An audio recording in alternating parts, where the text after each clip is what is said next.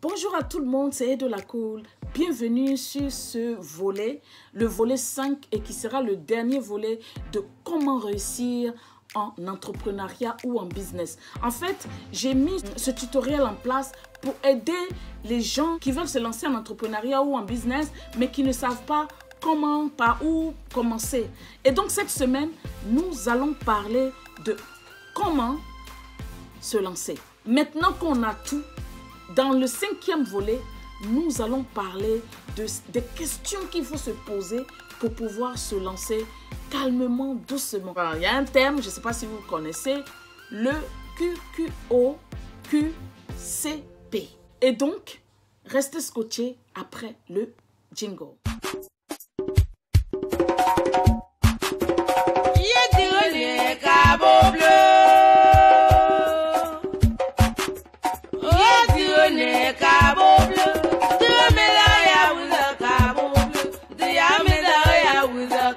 Tout d'abord, pour se lancer, il y a beaucoup de questions qu'on devait se poser.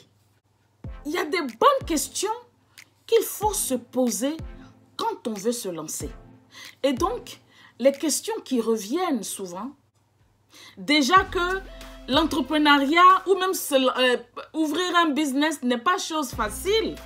Alors, si vous ne vous posez pas les bonnes questions, dès le départ, pour avoir un bon ground, c'est à quel moment vous allez le faire. Ce volet 5, pour que je clore le tutoriel de comment réussir en entrepreneuriat ou en business, c'est comment se lancer. C'est la question de cette semaine.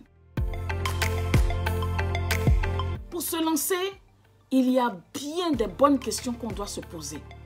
Moi, par exemple, là maintenant, pour lancer un projet maintenant où je suis, je me demande tout d'abord si j'ai besoin de quelqu'un avec moi ou si moi seul je peux le faire avant que d'autres personnes qui seront intéressées par la suite viennent. Parce que vous savez, quand vous allez vous lancer et que vous allez souffrir des années après, c'est là qu'il y a d'autres qui vont venir vous dire « Ah, je vais venir avec toi. Combien je peux te donner? Je te propose ceci. » Mais dès le départ, là, vous-même, vous pouvez vous poser des questions. Est-ce que vous avez besoin de quelqu'un pour faire votre business avec vous? C'est la première question que moi, je peux me poser avant de rentrer dans les autres questions. Dans le thème QQO, QCP, qui veut en fait dire 1. Qui choisir comme associé? C'est le premier Q qui est là. Vous savez, allez-y revoir mes vidéos. J'ai plus de 70 vidéos sur YouTube. Allez-y les revoir. Est-ce que vous avez besoin d'un associé? Qu'est-ce que cet associé-là peut vous apporter? En quoi il peut vous être utile? La deuxième lettre, c'est de savoir. J'avais parlé du projet aussi de faire les couches biodégradables, par exemple. Dans ce projet-là, quelles sont les tâches qui sont difficiles à réaliser? Vous devez vous poser cette question-là. Combien de personnes vous avez besoin de l'équipe? 1 ou 2 personnes, 3 personnes, 4, 10, 20? À vous de comprendre tout ça et à vous de le savoir dès le départ, avant de vous lancer. Et quand vous avez constitué votre équipe, le sait, comment l'organiser? Comment organiser votre équipe? Comment est-ce que vous allez vous y prendre? Le rôle que vous allez donner à chacun, est-ce que vous l'avez bien réfléchi? Est-ce que vous l'avez bien pensé? Aussi, quand vous lancez là, quand vous êtes en train de vouloir vous lancer, vous devez savoir quel est le statut juridique de votre entreprise. Est-ce que c'est une SARL, une SA, peu importe ce que vous voulez choisir? Mais je dirais une SARL, c'est mieux parce que ça vous dégage un peu ça vous dégage un peu des choses. Ne signez pas des choses qui vont vouloir intervenir dans votre vie privée. Je vais faire un autre tutoriel sur ça une autre fois. Ok? Parce que moi-même, j'ai fait une grosse erreur. C'est pas moi qui fais l'erreur, mais l'erreur est tombée sur moi. Quel statut juridique vous devez choisir? quand vous créez votre entreprise, avant de vous lancer, vous devez le savoir avant de vous lancer. Quel régime fiscal vous devez adopter?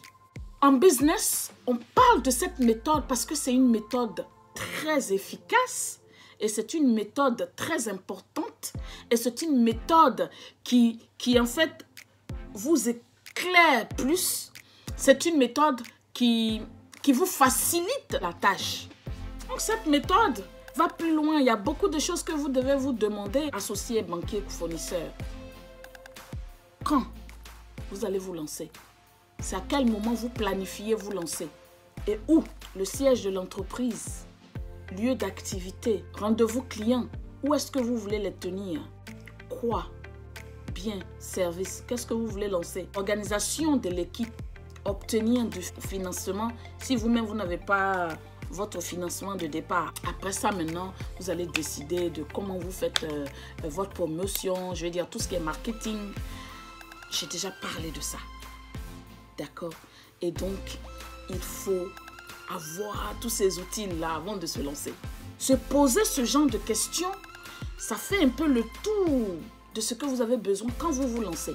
Voici un peu la méthode QQOQCP. Moi, par exemple, je peux dire, je me suis cassé la figure dans ma première entreprise, en fait, parce que je n'étais pas trop renseignée et parce que on m'avait doublé. Si j'avais tout ça dès le départ, mais je veux dire, on n'a pas les yeux partout. Donc voilà. Sur ce, je vous fais de gros bisous et c'était Edola Cool. Dans le prochain mois, je vais vous donner plus d'idées de business. Je suis en train de mettre tout ensemble pour que toutes les semaines, vous ayez au moins 3 idées, mais 3 bonnes idées hein, pour ceux qui n'ont rien du tout et ceux qui ont un peu. Ciao, ciao.